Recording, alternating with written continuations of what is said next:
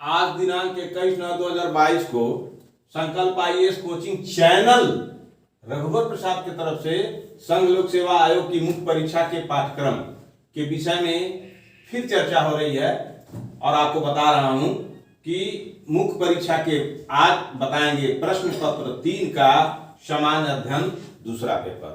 तो आइए अब सामान्य अध्ययन दूसरे पेपर में प्रश्न पत्र तीसरे में सामान्य अध्ययन के जो है दूसरे पेपर में क्या क्या पढ़ने हैं।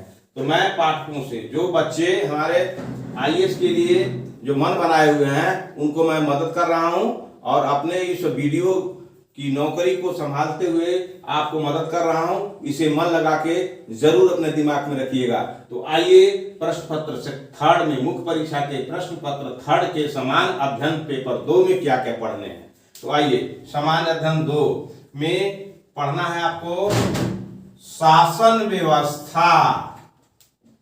क्या पढ़ना है? शासन व्यवस्था। शासन व्यवस्था, संविधान, पूरे संविधान को पढ़ना है। संविधान, शासन व्यवस्था, संविधान, शासन की प्रणाली, शासन प्रणाली, शासन प्रणाली, शासन प्रणाली, सामाजिक न्याय, सामाजिक न्याय, सामाजिक न्याय, सामाजिक न्याय तथा अंतरराष्ट्रीय संबंध, तथा अंतरराष्ट्रीय संबंध, तथा अंतरराष्ट्रीय संबंध, ये आपको पढ़ना है। तो इन चीजों में समान अध्ययन के सेकेंड पेपर में यानी मुख्य परीक्षा, किसकी मुख्य परीक्षा? संघ लोक सेवा आयोग की मुख्य परीक्षा के पाठ्यक्रम 3 के यानी 3 के प्रश्न पत्र 3 के समान अध्ययन के सेकेंड पेपर में शासन व्यवस्था पढ़नी है, संविधान पढ़नी है, शासन प्रणाली पढ़नी है, सामाजिक न्याय पढ़नी है और अंतरराष्ट्रीय संबंध पढ़ने हैं। अंतरराष्ट्रीय संबंध मतलब भारत का पड़ोसी देशों के साथ या विश्व के और मुल्क के साथ क्या संबंध है, वही अंतरराष्ट्रीय संबंध है। तो आइए इस चीज में इस व्यवस्था में क्या क्या पढ़ना है। पहला एक कर लीजिए कि भारतीय संविधान ऐतिहासिक आधार, भारतीय संविधान, भारतीय संविधान, भारतीय संविधान ऐतिहासिक आधार, ऐतिहासिक आधार पढ़ना है। भारतीय संविधान ऐतिहासिक आधार, भारतीय संविधान ऐतिहासिक आधार।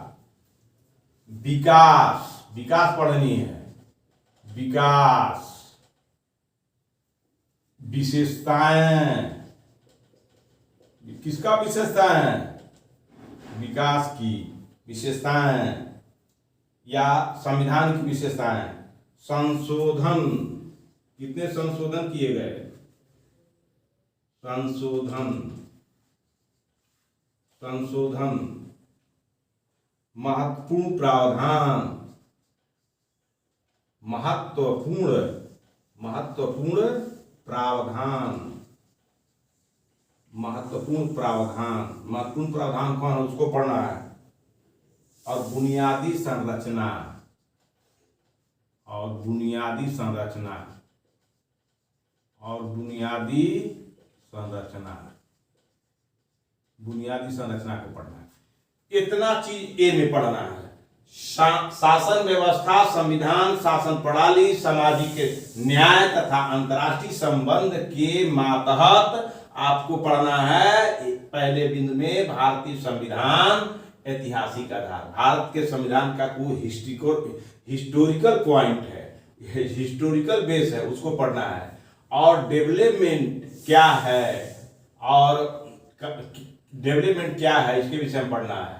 और भारतीय संविधान की क्या पहचान है ये पढ़नी है। और भारतीय संविधान में क्या संशोधन किए गए ये पढ़नी है। और भारतीय संविधान में क्या महत्वपूर्ण प्रावधान है ये पढ़ना है। और बुनियादी स्ट्रक्चर क्या है भारतीय संविधान में वो पढ़ना है। अब आइए दूसरा बिंदु पर चलते हैं।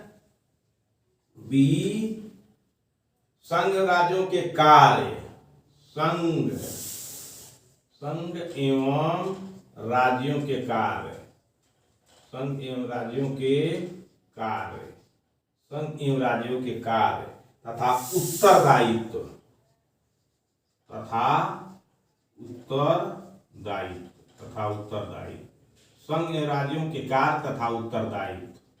उत्तरदायित्व संविधान ढांचे से संबंधित विषय, संविधान ढांचे, संविधान ढांचे, संविधान ढांचे से संबंधित विषय, संबंधित विषय, संबंधित विषय,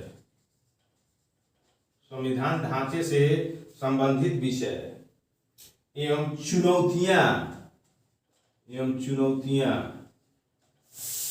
एवं चुनौतियां, एवं चुनौतियां स्थानीय स्तर पर,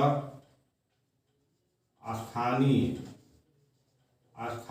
स्तर पर, स्थानीय स्तर पर शक्तियों और वित्त का हस्तांतरण, स्थानीय स्तर पर शक्तियों, शक्तियों एवं वित्त का हस्तांतरण, वित्त का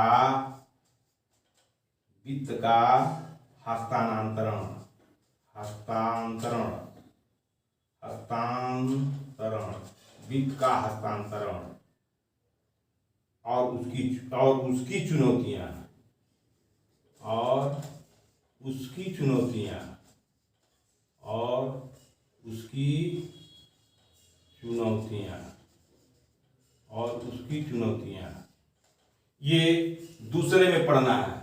तो सामान्य अध्ययन दूसरे पेपर में आपको संघ एवं राज्यों के कार्य क्या है, मतलब सेंट्रल में, केंद्र में जो फेडरल सिस्टम बनाया गया है वो फेडरल, और जो संघ है केंद्र है, और राज्य है उसके क्या काम है तथा उनका क्या जवाबदेही है, राज्य को क्या जवाब देना होता है और संघ को क्या जवाब देना होगा, और संविधान का ढांचा क्या है इसके विषय में जानना है, और संबंधित विषय, संविधान में कितने विषय हैं और संविधान के सामने क्या क्या चुनौतियां हैं, तथा स्थानीय स्तर पर, लोकल बॉडी पर, जिला परिषद और आपको ग्राम पंचायत, प्रखंड पंचायत, ग्राम पंचायत स्तर पर जो शक्ति का बंटवारा कर दिया गया वह, और वित्त का भी बंटवारा उन लोगों को दे दिया गया है, बांट दिया गया है, का हस्तांतरण और उसकी चुनौतियां। तो इतना जब शक्ति दे दिया गया वित्त का और शक्ति का, तो क्या सामने चुनौती, समस्या क्या आ रही है, इसके विषय में पढ़ना है। तो आइए अब सी पर देखिए कि अब इतना तो हमने बता दिया कि भारतीय संविधान का ऐतिहासिक आधार, विकास, विशेषताएं, संशोधन, महत्वपूर्ण प्रावधान और बुनियादी संरचना। बी में है संघ और राज्यों के कार्य तथा उत्तरदायित्व एवं संविधान ढांचे से संबंधित विषय एवं चुनौतियां एवं चुनौतियां, स्थानीय स्तर पर शक्तियों एवं वित्त का हस्तांतरण और उसकी चुनौतियां, ये पढ़ना है। आइए आगे चलते हैं। अब सेकेंड पेपर में थर्ड बिंदु में क्या पढ़ना है, आइए।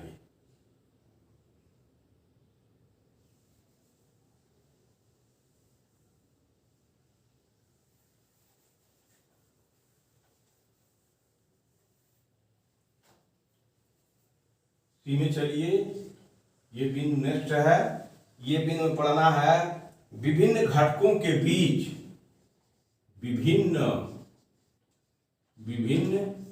घटकों के बीच, विभिन्न घटकों के बीच, विभिन्न घटकों के बीच शक्तियों का पृथक्करण, शक्तियों का पृथक्करण, शक्तियों का पृथक्करण, शक्तियों का पृथक्करण, शक्तियों का पृथक्करण, शक्तियों का पृथक्करण, विवाद, निवारण,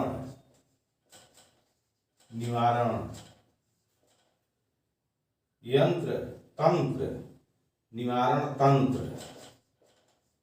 तंत्र तथा संस्थान, ये भी पढ़ना है।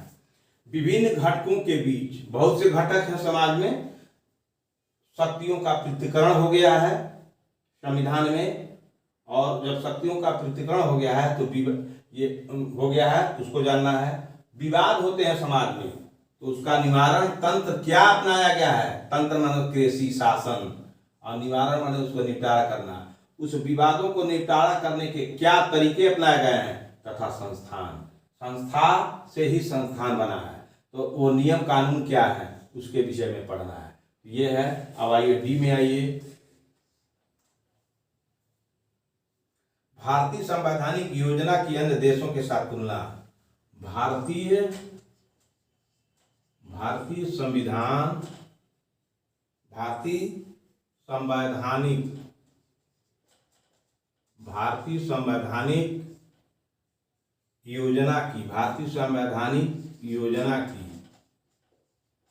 संवैधानिक योजना की अन्य देशों से तुलना। यह है। भारत का संविधान योजना देता है, तो बहुत सा प्लानिंग देता है। तो भारतीय संविधान की योजना अन्य देशों से, पाकिस्तान से, अमेरिका से, रूस से, चीन से, इंग्लैंड से, ये सब देशों से भारत के संविधान की जो योजनाएं हैं और अन्य देशों से क्या संबंध है, तुलना करना है। कौन देश क्या संविधान कितना बढ़िया योजना दिया है, इसकी तुलना करना है, ये भी पढ़ना है। और ई में आइए। संसद और राज्य विधायिका। संसद पढ़ना है। संसद और राज्य की विधायिका। संसद और राज्य विधायिका। संसद और राज्य विधायिका। संसद और राज्य विधायिका। संरचना। संसद और राज्य विधायिका। संरचना, कार्य, कार्य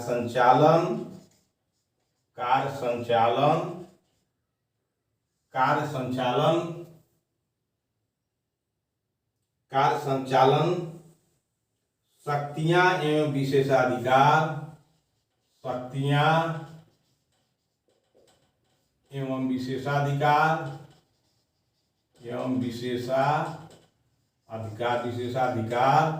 शक्तियां विशेषाधिकार और इनसे उत्पन्न होने वाले विषय।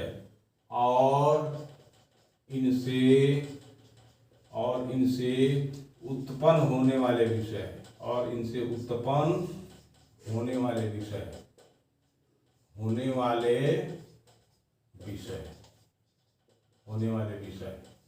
तो आपको शासन व्यवस्था, संविधान, शासन प्रणाली, सामाजिक न्याय तथा अंतर्राष्ट्रीय संबंध के साथ के ही खेमे में संसद भी पढ़ना है, और राज्य क्या मंत्रिमंडल पढ़ना है, और संसद और राज्य विधायिका के संरचना कैसे हुआ, और संसद और राज्य विधायिका का कार्य क्या है, और कार्य का संचालन कैसे होता है, और शक्तियां इन संसद की और राज्य विधायिका की पढ़नी है, और विशेषाधिकार पढ़ना है। स्पेशलाइजेशन जो है विधानसभा के सदस्यों, विधान परिषद के सदस्यों और संसद के राष्ट्रपति और संसद और राज्यसभा, ये मिलकर के जो है राष्ट्रपति और जो है लोकसभा और राज्यसभा मिला के संसद बनती है। तो इनमें जो नेता हैं, उसके सदस्य हैं राज्यसभा के, लोकसभा के और राष्ट्रपति, इन लोगों के स्पेशल पावर क्या दिए गए हैं, इसको पढ़ना है। इससे सवाल बहुत आता बाबू, इसको याद रखिएगा। विशेषाधिकार, ठीक है। तो ये विशेषाधिकार आपसे पीटी में भी पूछे जाएंगे और मेन में भी पूछे जाएंगे। तो ये बात हो गई। आपको हमने बता दिया कि ई में संसद पढ़ने हैं, राज्य पढ़ने हैं, और संरचना पढ़नी है, और संसद और राज्य का कार्य क्या है, और संसद और राज्य का कार्य का संचालन कैसे होता है, और संसद और राज्य की शक्तियां क्या हैं, और उन नेताओं के जो है संसद के जो सदस्य हैं उनको क्या स्पेशल पावर मिला है, और इनसे उत्पन्न होने वाले विषय, इनसे कौन कौन विषय उत्पन्न होते हैं, इसको पढ़ना है। आइए, तो ये हो गया आपका समान अध्ययन के सेकंड पेपर के ये सी कुछ बिंदु हो गए। आइए अब जो है एफ बिंदु पढ़ते हैं, नेक्स्ट बिंदु पढ़ते हैं। आपको हम क्रमबद्ध जो है आपको बताते हैं, क्रमबद्ध आप पढ़िएगा। तो आइए आपको बताते हैं कार्यपालिका और न्यायपालिका की संरचना। कार्यपालिका, कार्यपालिका, कार्यपालिका एवं न्यायपालिका, एवं न्यायपालिका, एवं न्यायपालिका की संरचना, स्ट्रक्चर क्या है, संरचना। कार्यपालिका न्यायपालिका की संरचना, संगठन, कैसे संगठित हुआ, संगठन, संगठन और कार्य, और कार्य। तो ये भी पढ़ना है, कार्यपालिका और न्यायपालिका की संरचना क्या है, स्ट्रक्चर इसका क्या, ढांचा जिसे कहते हैं, इसका क्या ढांचा है, और अब कैसे ढांचा जब बना है तो कैसे वो ढांचा ऑर्गेनाइज हो गया, और जब ऑर्गेनाइज हो गया तो कार्यपालिका न्यायपालिका कार्य कैसे करती है, ये भी पढ़ना है। तो सरकार के मंत्रालय, सरकार, सरकार के मंत्रालय, सरकार के मंत्रालय एवं विभाग, सरकार के मंत्रालय एवं विभाग, सरकार के मंत्रालय एवं विभाग, प्रभाव समूह, प्रभाव समूह, प्रभाव समूह और औपचारिक और औपचारिक, औपचारिक और औपचारिक, अनौपचारिक, अनौपचारिक, अनौपचारिक, फॉर्मल इनफॉर्मल, औपचारिक और अनौपचारिक संघ, संघ तथा शासन प्रणाली, तथा शासन प्रणाली, तथा शासन प्रणाली, तथा शासन प्रणाली में उनकी भूमिका, में उनकी भूमिका। अब समझ लीजिए, ये भी पढ़ना है। कार्यपालिका न्यायपालिका का संरचना, संगठन और कार्य में सरकार के मंत्रालय, सरकार में बहुत मंत्रालय होते हैं जिसे विभाग कहते हैं।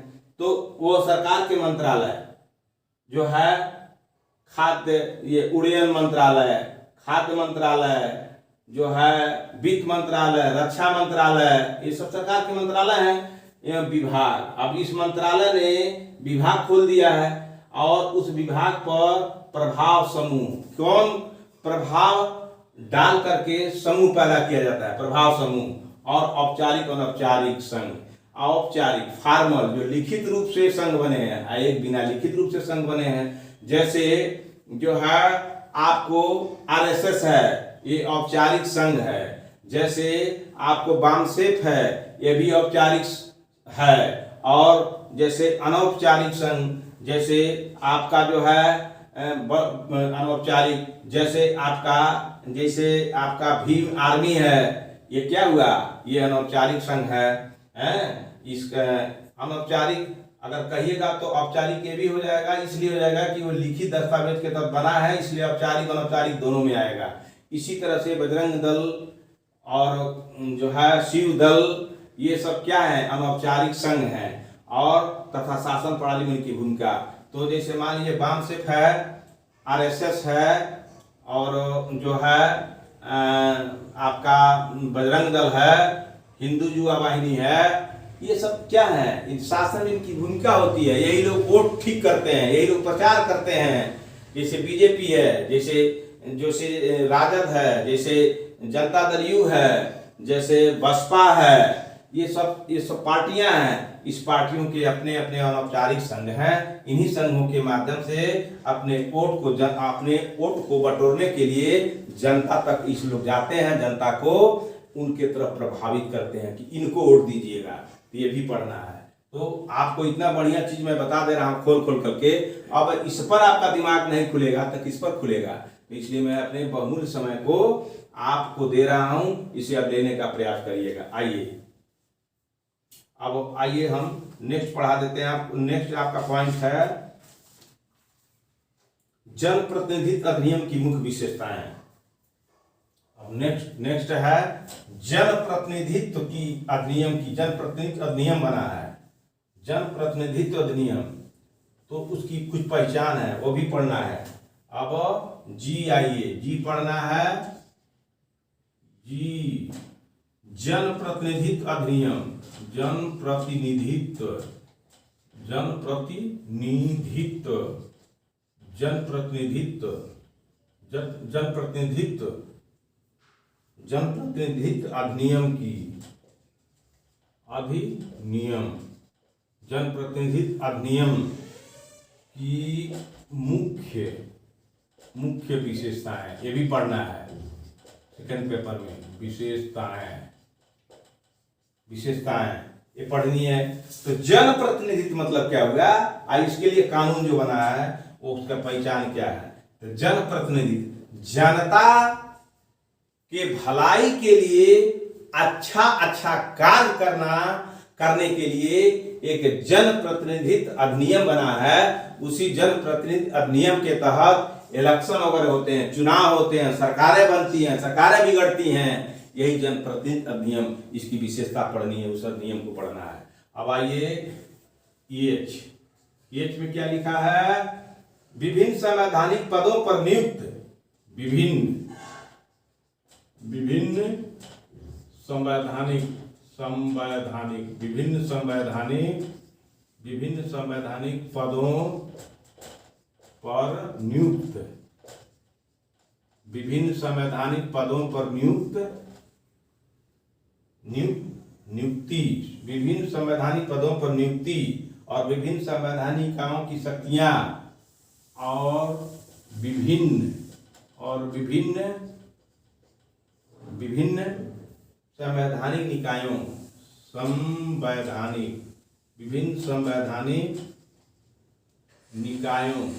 विभिन्न संवैधानिक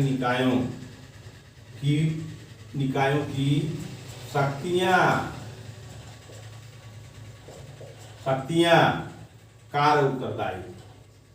कार्य और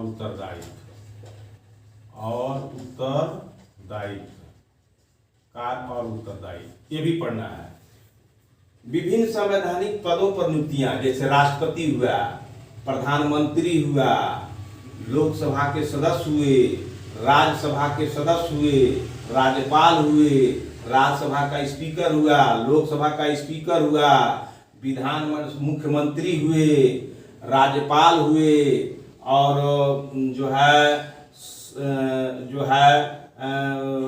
राज्य विधानमंडल के जो स्पीकर हुए, विधान परिषद के स्पीकर हुए, विधान परिषद के जो एमएलसी हैं वे हुए, और इस तरह से ये संवैधानिक पद है, इस पर लोग बैठते हैं। तो उन संवैधानिक पदों पर नियुक्ति कैसे होती है, और जब ये नियुक्ति पढ़िएगा तो उसके बाद विभिन्न संवैधानिक निकायों की शक्तियां, जो निकाय बनाए गए हैं अलग अलग, तो उस संवैधानिक निकाय की शक्तियां क्या है और उनके कार्य क्या है। संवैधानिक निकाय है तो संवैधानिक निकाय का मतलब जैसे इलेक्शन कमीशन हो गया, संघ लोक सेवाएं हो गया, राज्य लोक सेवाएं हो गया, ये सब निकाय हैं। तो ये निकायों के कार्य क्या हैं और उनका उत्तरदायित्व क्या है, ये भी पढ़ना है आपको। ठीक है, तो आइए अब आगे चलते हैं। नेक्स्ट आपको बताते हैं, आप इसको ध्यान में रखिएगा।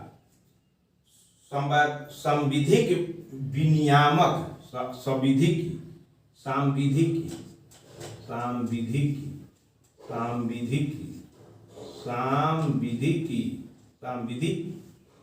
सांविधिक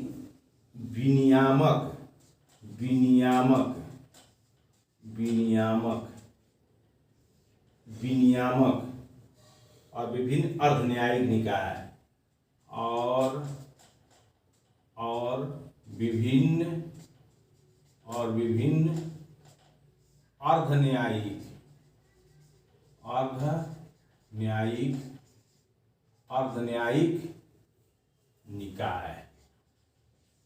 अर्ध न्यायिक निकाय हो गया।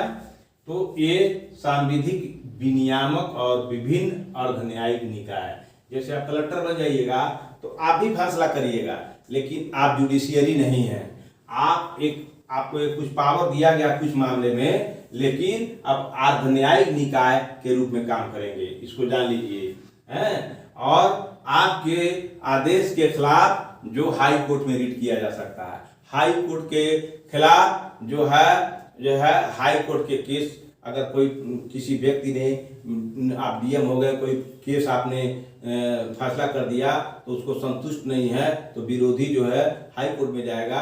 अगर हाई कोर्ट भी उसके बात को काट देता है तो सुप्रीम कोर्ट में जाएगा, सुप्रीम कोर्ट जो फैसला देगा वह उसको मान्य होगा। इसलिए सांविधिक विनियामक और विभिन्न अर्धन्यायिक निकाय, जैसे एसडीएम का कोर्ट हो गया, जैसे डीएम का कोर्ट हो गया, डीडीसी का अपीलीय प्राधिकार हो गया, बहुत सारे ऐसे हैं जो अर्धन्यायिक निकाय, उसको पढ़ना होगा आपको। तो ये हो गया। अब आइए आगे बताते हैं कि आई में सांविधिक विनियामक और विभिन्न अर्धन्यायिक निकाय को भी आपको पढ़ना है। तो आइए अब नेक्स्ट क्या पढ़ना है आपको सेकेंड पेपर में। आइए आपको बहुत अच्छा तरह से बता दे रहे हैं, ये आपके दिमाग में खुला रहेगा तो आप कोई भी किताब लेके पढ़िएगा तभी आप जवाब दे पाइएगा, और नहीं तो आप जो है आपको श्रेय नहीं दिया जाएगा, आपको श्रेय नहीं दिया जाएगा। तो आइए आगे आपको क्या पढ़ना है कि आगे आपको क्या पढ़ना है, सरकारी नीतियों और विभिन्न क्षेत्रों में विकास के लिए हस्तक्षेप। सरकारी नीतियों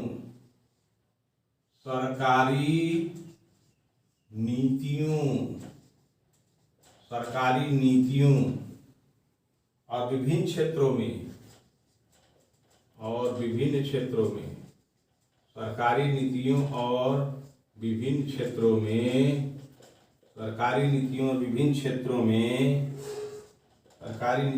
क्षेत्रों में विकास के लिए हस्तक्षेप।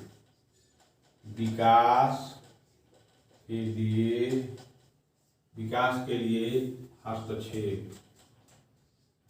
के लिए हस्तक्षेप और उनके अभिकल्पन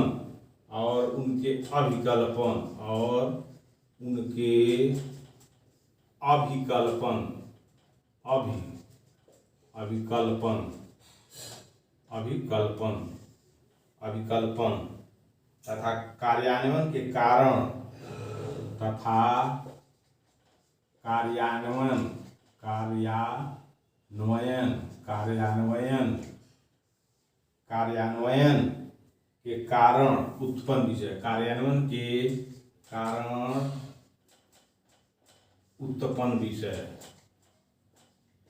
उत्पन्न विषय हो गया।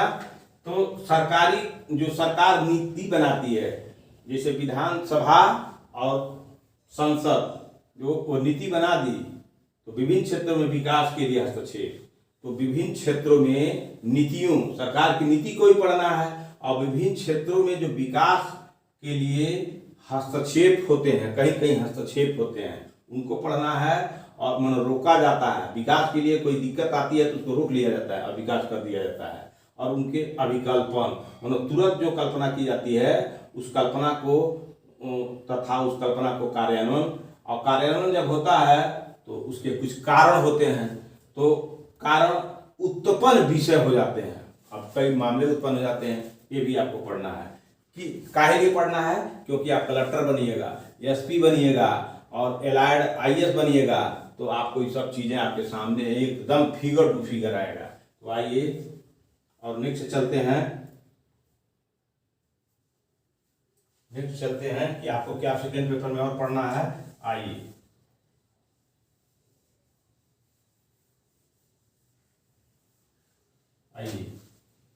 विकास प्रक्रिया तथा विकास उद्योग। विकास प्रक्रिया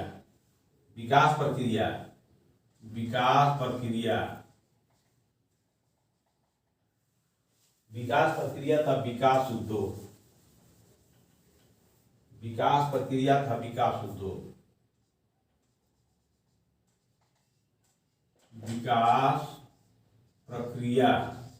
विकास प्रक्रिया और विकास उद्योग।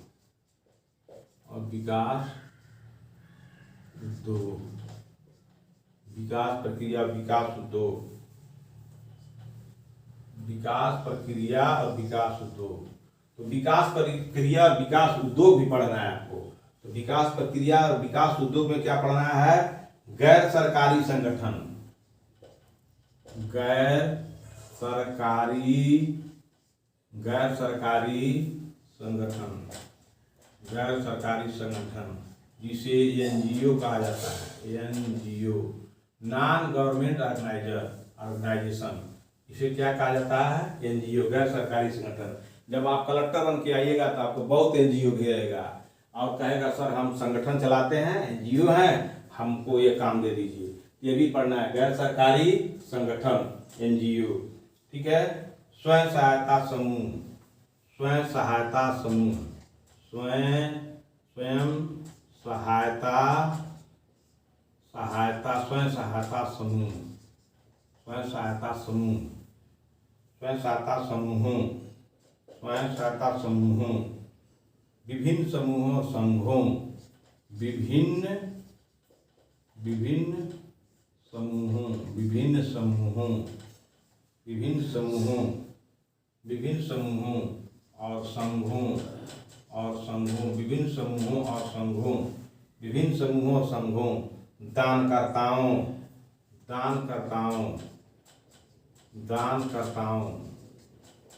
विभिन्न दानकर्ताओं, लोकोपकारी संस्थाओं,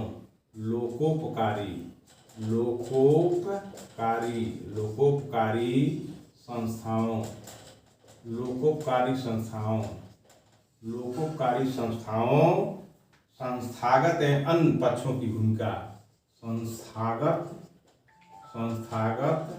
एवं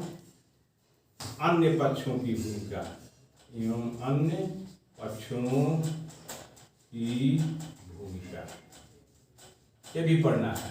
तो विकास प्रक्रिया और विकास उद्योग, एक उद्योग है और विकास की क्या प्रक्रिया है? तो विकास गैर सरकारी संस्थाओं के भी माध्यम से होता है और स्वयं सहायता समूह भी पढ़ना, सेल्फ हेल्प ग्रुप, मतलब स्वयं अपना एक ग्रुप बना लीजिए और ग्रुप बना करके विकास करिए। और विभिन्न समूहों संघों, दानकर्ताओं, जो विभिन्न समूह और संघ बने हैं और उस संघों में कौन कितना दान करता है वह, और लोकोपकारी मतलब लोक कल्याण की जो संस्थाएं बनी वो, और संस्थागत एवं अन्य पक्षों की भूमिका, जो संस्थागत और अन्य जो पक्ष हैं उनका क्या रोल है, ये भी पढ़ना है। तो विकास प्रक्रिया, विकास उद्योग में ये सब पढ़ने हैं। आगे चलिए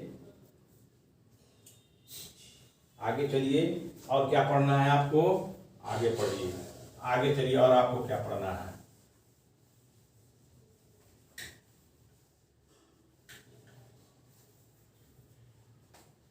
अब पढ़ना है आपको स्वास्थ्य। अब पढ़ना है आपको स्वास्थ्य पढ़ना है। स्वास्थ्य, शिक्षा, मानव संसाधन से संबंधित, मानव संसाधन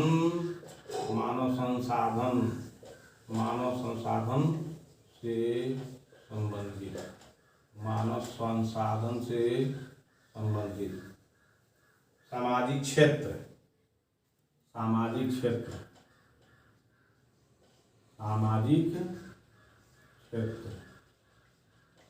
क्षेत्र, सेवाओं,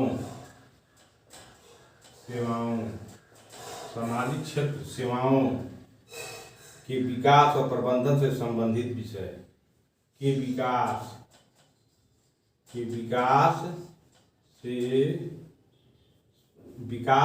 प्रबंधन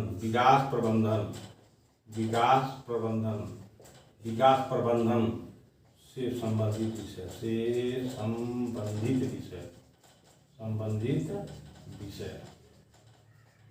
ठीक है। तो आप इसे लिख भी सकते हैं और समझ भी सकते हैं, लिखते हुए समझ भी सकते हैं। स्वास्थ्य बड़ा जरूरी है सबके लिए, इसलिए आपको सिलेबस में रखा गया है। शिक्षा हर मानव के लिए बड़ा जरूरी है, इसलिए सिलेबस में रखा गया है। ये मानव संसाधन से संबंधित सामाजिक क्षेत्र, मानव एक संसाधन है, मानव से ही सब कुछ होगा, इसलिए मानव संसाधन कहा जाता है। तो मानव संसाधन से संबंधित समाज के क्षेत्र में विभिन्न प्रकार की सेवा और विकास प्रबंधन से संबंधित विकास के लिए कौन सा प्रबंध किया जाएगा, ऐसे संबंधित विषयों पर भी आपको पढ़ना है। अब आइए नेक्स्ट क्या पढ़ना है सेकंड पेपर में, आइए और क्या पढ़ना है आपको, आइए आपको और क्या पढ़ना है। अब पढ़ना है गरीबी और भूख से संबंधित विषय।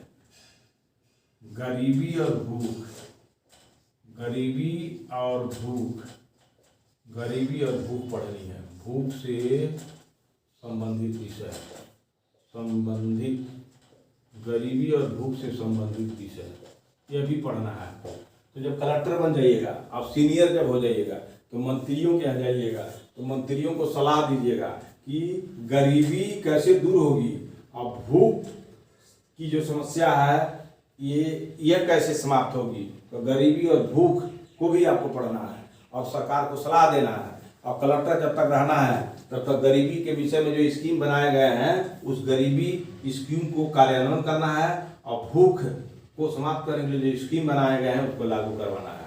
और जब सीनियर हो जाइएगा तो इस पर पॉलिसी बनवाने में मदद करिएगा। आइए नेक्स्ट क्या पढ़ना है, शासन व्यवस्था, शासन व्यवस्था, शासन व्यवस्था, शासन व्यवस्था, पारदर्शिता, पारदर्शिता, पारदर्शिता, पारदर्शिता और जवाबदेही के महत्वपूर्ण पक्ष, और जवाबदेही के महत्वपूर्ण पक्ष,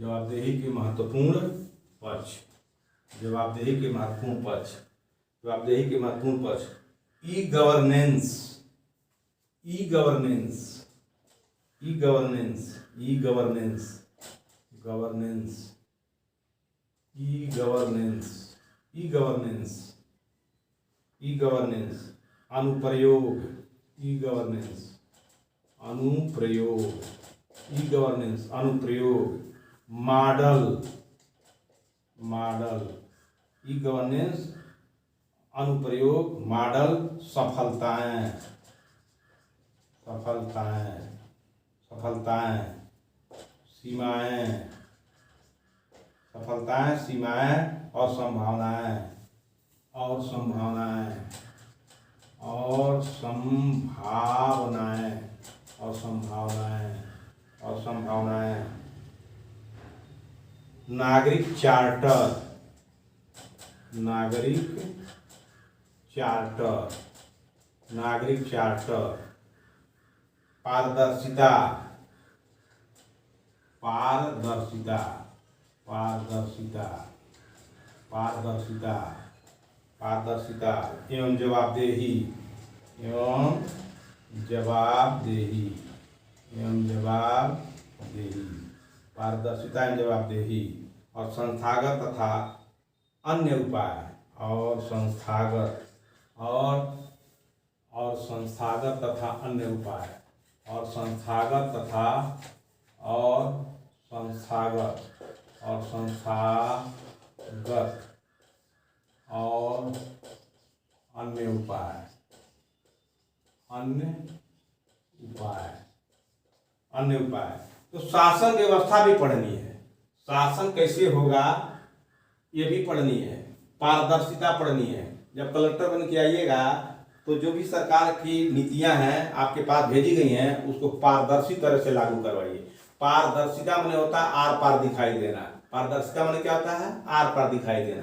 मानो वो नीतियों को जनता के समक्ष रख दीजिए कि सब कोई देख ले, उसे पारदर्शिता कहते हैं। और जवाबदेही, जवाब दीजिए, कोई पूछता है तो जवाब दीजिए कि हम इस काम को इसलिए कर दिए हैं, अच्छा है हम इस काम को इसलिए नहीं किए हैं, जवाब दीजिए।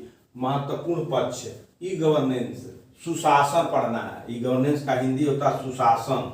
जो अभी नीतीश सरकार सुशासन चला रही है, तो नीतीश सरकार उसी तरह से सब सरकारें जब ई गवर्नेंस का काम करेंगी, सुशासन का काम करेंगी तो अच्छा। और सुशासन का अनुप्रयोग, मानो उसके पीछे पीछे सुशासन को कौन मान रहे हैं, और मॉडल, सुशासन का आपका मॉडल क्या होगा, और सुशासन जो चला रहे हैं वो सफल हुआ, और उसकी सफलता की क्या सीमा है, कहाँ तक आप सफल हुए, और संभावनाएं, और उस सुशासन को लागू करने में या अनुप्रयोग करने में कितनी संभावनाएं हैं। और नागरिक चार्टर पढ़ना है, नागरिकों का क्या चार्टर है, उस चार्टर को पारदर्शी करना है, मतलब सब कोई जाने, एवं जवाबदेही और संस्थागत और अन्य उपाय, जवाबदेही और संस्थागत जो चीजें हैं उसको और अन्य उपायों के माध्यम से ये जो है शासन व्यवस्था चलानी है, पारदर्शिता रखनी है, जवाबदेही देनी है और सुशासन का काम करना है। और उसका क्या मॉडल होगा, वह सुशासन कितना सफल हुआ और उसकी कितना संभावना भी है, और नागरिक का क्या चार्टर है, और नागरिक के चार्टर का जो चार्टर बनाया गया है उसमें कितनी स्पष्टता है, पारदर्शिता है और कितनी जवाबदेही है। ठीक है, यही आपको पढ़ना है। तो और आगे चलिए।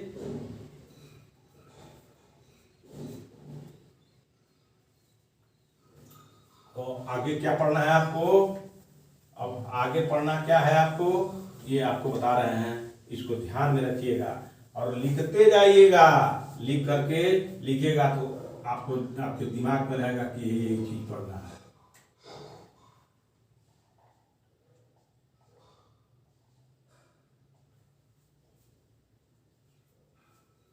अब पढ़ना है आपको लोकतंत्र में सिविल सेवाओं की भूमिका। दूसरा नहीं है हो, लोकतंत्र में सिविल सेवाओं की भूमिका। लोकतंत्र में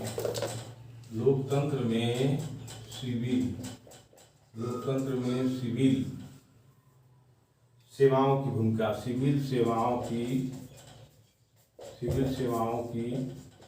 भूमिका, लोकतंत्र में सिविल सेवाओं की भूमिका।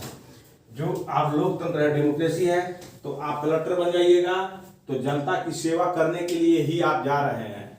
जनता की सेवा करने के लिए आपको बहुत कठिन परीक्षा ली जा रही है कि आप सब कुछ जानते हैं। तो लोकतंत्र में जो है आप सिविल सेवक हैं तो आपका क्या रोल होना चाहिए, ये सब आपको जानना चाहिए, ये भी पढ़ना है। तो लोकतंत्र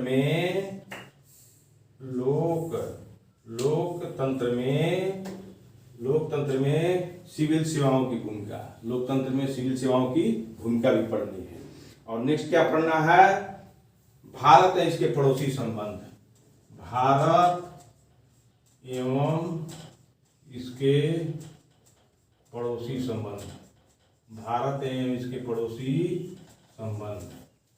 जिस तरह से आपका परिवार है, आपका घर है, उसके घर के चारों तरफ पड़ोस लोग हैं, पड़ोसों से अच्छे संबंध बनाए जाते हैं, उसी तरह से भारत देश के पड़ोसी देश कौन हैं, इनके साथे संबंध पढ़ना है। कैसे आप काम करिएगा कि पड़ोसी देश खुश रहेंगे, और जब पड़ोसी खुश रहेंगे तो आप भी खुश रहिएगा। इसलिए भारत एवं इसके पड़ोसी संबंध भी पढ़ने हैं। अब आइए नेक्स्ट है आपका, नेक्स्ट है द्विपक्षी,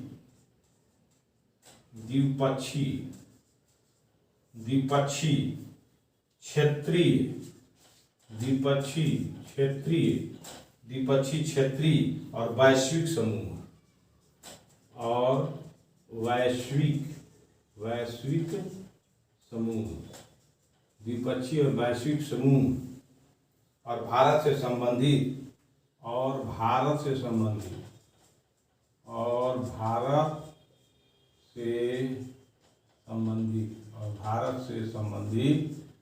भारत से संबंधित और अथवा भारत के हितों को प्रभावित करने वाले करार, और भारत के हितों को प्रभावित करने वाले, भारत के हितों को प्रभावित करने वाले करार, ये पढ़ना है। तो द्विपक्षी मतलब दो पक्ष, कोई दो पक्ष है। द्विपक्षी चीज क्या होता है भाई, एक पक्ष और एक विपक्ष, वही द्विपक्षी हुआ। तो एक पक्ष और विपक्ष को पढ़ना है, एक सत्ता और एक बिना सत्ता वाले, यही द्विपक्षी हुआ। क्षेत्रीय और वैश्विक समूह, क्षेत्र कितना रीजन में आपका जो है आपका जो है वो कार्य चलता है अच्छे तरीके से आपके देश का। और वैश्विक समूह, विश्व स्तर पर जो समूह बने हैं जैसे WHO हुआ और विश्व स्वास्थ्य संगठन हुआ और जो यूनेस्को हुआ, ये सब क्या है, वैश्विक समूह, विश्व के समूह हैं। और भारत से संबंधित जिसे आपको विश्व समूह में दक्षेश हुआ, ये वैश्विक समूह है, ठीक है। और G7 हुआ, ये वैश्विक समूह है। भारत से संबंधित और भारत के हितों को प्रभावित करने वाले कारक, जिस देश का, ये भी पढ़ना है कि भारत के हित को प्रभावित करने वाले कारक कौन ऐसे कारक हैं जो भारत का हित सुरक्षित रखेंगे और प्रभावित करेंगे, तो आपका देश का हित बचेगा, अन्यथा प्रधानमंत्री रह करके भी विफल रहिएगा। तो इसलिए इंटरेस्ट को पढ़ना है। अभी भारत का इंटरेस्ट खतरे में है। अब चैलेंज के साथ मैं कहता हूं कि भारत का हित खतरे में है, कहीं भारत का हितों की सुरक्षा नहीं हो पा रही है। तो चाहे इसे खराब कहें चाहे अच्छा कहें, मैं सही कहूंगा कि भारत का नेशनल इंटरेस्ट खतरे में है। जिस देश का नेशनल इंटरेस्ट खतरे में होता है वहीं भूखमरी, गरीबी, बेकारी, बेरोजगारी, मार पीट, काट, फौजदारी सब होता है। इसलिए भारत का हित खतरे में है, ये भी पढ़ना है। अब आइए जो है भारत के हितों, अब आपने आपको हम नेक्स्ट बता रहे हैं कि आपको सेकंड पेपर में क्या पढ़ने हैं, और इसको बढ़िया से पढ़िएगा। भारत के हितों नेक्स्ट है भारत के हितों, भारत के हितों, भारत के हितों, भारत के हितों, भारतीय परिदृश्य, भारतीय परिदृश्य, भारतीय परिदृश्य, भारतीय परिदृश्य, भारतीय परिदृश्य पर विकसित, भारतीय परिदृश्य पर विकसित, भारतीय परिदृश्य पर विकसित तथा विकासशील देशों की, तथा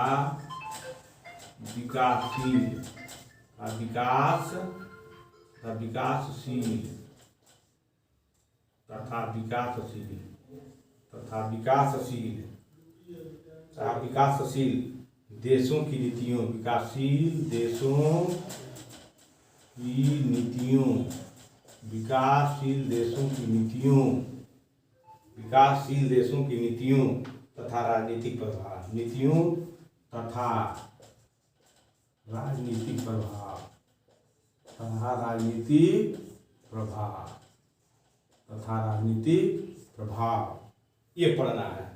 तो भारत के हित, जिसमें सबका हित है, सबका हित है, भारत का हित है, सबका नुकसान ही भारत का नुकसान है। तो भारत के हितों, भारतीय परिदृश्य, भारत पर मैंने चारों दृश्य मैंने देखना, भारत को चारों हर एंगल से देखिएगा तो क्या मिलेगा, इसको पढ़ना है। पर विकसित तथा विकासशील देशों की नीतियों, भारत के चारों तरफ विकास, विकसित जो बहुत डेवलप हो गए हैं और जो भी डेवलप के लाइन में है देशों की क्या नीति अपना रहा है भारत के प्रति, राजनीतिक प्रभाव, क्या इन विकसित और विकासशील देशों का राजनीतिक प्रभाव छोड़ा जा रहा है भारत पर, ये भी पढ़ना है। और नेक्स्ट पढ़ना है जो है आपको, जो है नेक्स्ट है और अंतिम बिंदु है, जो है नेक्स्ट और अंतिम बिंदु आपको पढ़ना है कि महत्वपूर्ण अंतर्राष्ट्रीय संस्थान, महत्वपूर्ण राष्ट्रीय संस्थान,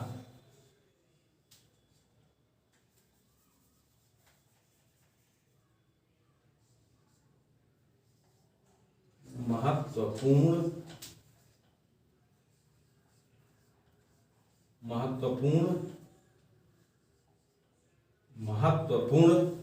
अंतर्राष्ट्रीय संस्थान, अंतर्राष्ट्रीय महत्वपूर्ण अंतर्राष्ट्रीय संस्थान, महत्वपूर्ण अंतर्राष्ट्रीय संस्थान, महत्वपूर्ण अंतर्राष्ट्रीय संस्थान, संस्थाएं मंच, संस्थाएं एवं मंच। तो इसमें उनकी संरचना, अधिदेश, उनकी संरचना संरचना, उनकी संरचना और अधिदेश और अधिदेश, यही चीज आपको पढ़ना लास्ट में सेकंड पेपर में। महत्वपूर्ण अंतर्राष्ट्रीय संस्थान पढ़नी है। अंतर्राष्ट्रीय संस्थान क्या हो गया? संयुक्त राष्ट्र संघ में जितने संस्थान हुए हैं महत्वपूर्ण अंतर्राष्ट्रीय संस्थान हो गए, और उन संस्थाएं एवं मंच वह अंतर्राष्ट्रीय स्तर पर एक मंच का काम करते हैं, और उनकी संरचना कैसे होती है और उनका अधिदेश क्या होता है, ये पढ़ना है। तो मैं आज आपको मुख्य परीक्षा, संघ लोक सेवा आयोग के मुख्य परीक्षा यानी प्रश्न पत्र 3 के सामान्य अध्ययन 2 को में जितने चीज पढ़ने हैं मैं आपको बता दिया हूं। क्रम वाइज सबको पढ़ना है, क्रम वाइज ज्ञान रखना है। कहीं भी संघ लोक सेवा आयोग का प्रश्न का सेटअप प्रश्न पूछे आप जवाब दीजिए, उसकी औकात नहीं है कि आपको मेन परीक्षा में रोक ले। जब आप सही जवाब दीजिए, किसी की औकात है, तब जब तक चैलेंज आपका स्वीकार नहीं होगा जब तक इन चीजों को नहीं पढ़िएगा। और जब जितना हम बता दिए उसको पढ़िएगा, कि कोई माई दलाल नहीं है, इसी में से पढ़िएगा, इसी में से लिखिएगा, इसी में से इंटरव्यू पूछेगा, तो आपको दिक्कत कहाँ है? आप IAS बनिए, IPS बनिए। संविधान आपको अवसर देता है। BR अम्बेडकर ने कहा है कि संविधान जो है अच्छा या बुरा नहीं होता है, उसको लागू करने वाले अच्छे बुरे होते हैं। आपको अवसर दिया गया है, आप इसे अगर पढ़ेंगे अच्छा बनेंगे, नहीं पढ़ेंगे बुरा बनेंगे। सीधा सा फंडा है। तो आज का जो है वीडियो हम प्रश्न पत्र 3 के मुख्य परीक्षा के, सिविल सेवा के मुख्य परीक्षा के समान अध्ययन 2 के पाठ्यक्रमों को बता दिए। इसी के साथ आज का वीडियो समाप्त करते हैं, और आप लोगों से कहते हैं इसे जरूर कमेंट लिखिए। कमेंट आप लिखबे नहीं करते हैं, तो जब कमेंट नहीं लिखिएगा दिमाग भी आपका नहीं खुलेगा। कुछ कमेंट लिखिए कि सर ये बताइए, वो बताइए, ये सब लिखना चाहिए आपको। और मेरा नंबर है, इस पर जरूरत है तो बात कर लीजिएगा। नीना क्या ना, मेरा नंबर है, इस पर जरूरत पड़े तो बात करिएगा। मेरा नंबर है 99 55 68 16 85, यही मेरा नंबर है। इस नंबर पर आप जो है बात करके कोई समस्या पूछ सकते हैं। हम आपको जहां तक मेरा जो है दिमाग काम करेगा उसके आधार पर हम आपको बता देंगे। तो मेरा नंबर है, आएगा आपके नंबर पर प्रखंड विकास पदाधिकारी राघवपुर, हमसे बात कर लीजिएगा। आप बात करिएगा तो रात में बात करिएगा, दिन में हम व्यस्त रहते हैं, इसलिए रात में बात करिएगा तो हम आपको जवाब दे देंगे। दिन में हम आपसे ज्यादा कड़ी मेहनत करते हैं। आप तो खाली पढ़ रहे हैं, खा रहे हैं, मैं पूरा ड्यूटी करता हूं। ड्यूटी करने के बाद अपना एनर्जी आपको देता हूं। इसलिए आप सभी पाठकों से अनुरोध है कि मैं अपना जो है लेक्चर यहीं पर समाप्त करता हूं। सभी पाठकों को मेरे तरफ से धन्यवाद।